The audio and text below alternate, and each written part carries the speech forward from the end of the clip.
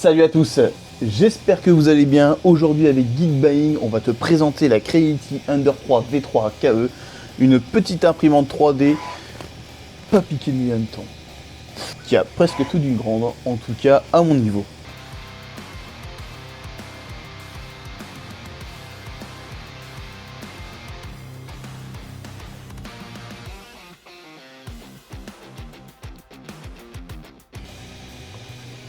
En premier lieu, on va commencer par le déballage et l'installation de cette bécane. Comme tu le vois, elle est dans un carton, tout est proprement rangé, caréné, protégé.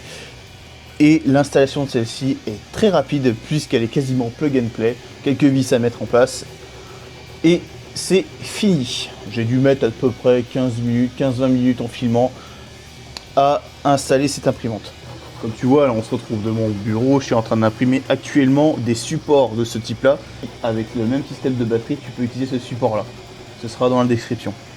J'ai donc du coup fait de nombreuses impressions avec celle-ci. Ça fait quelques mois que je l'ai. J'ai fait par exemple, ça c'est un support à visseuse, un peu sympa. J'ai fait des pots de fleurs comme ce petit poulpi, un peu sympa. J'ai imprimé pas mal de choses vraiment pour pouvoir tester cette bécane. Et j'en suis plutôt satisfait. En premier lieu, on va quand même parler de tout ce qui est... Elle a une capacité d'impression de 220 par 220 par 240, c'est-à-dire un carré au sol de 22 cm par 24 cm. Un plateau chauffant qui a une capacité de chauffe jusqu'à 300 degrés, une buse en céramique, enfin avec une enveloppe céramique jusqu'à 60 degrés.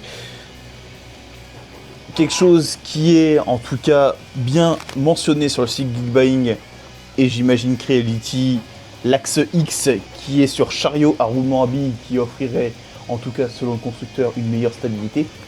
Moi je suis pas un expert de l'imprimante 3D donc je vais pas pouvoir te dire si oui effectivement ce chariot a un véritable intérêt, mais en tout cas ce que je peux te dire c'est que par rapport à ma Sidewinder que j'avais avant, effectivement l'impression est plus stable. Elle a une capacité aussi d'impression en termes de vitesse de 500 mm seconde. Ça c'est pareil, c'est une tuerie, ça a révolutionné en tout cas par rapport à ma X1. On peut prendre tout type de filament, PLA, PETG, TPE, etc., etc.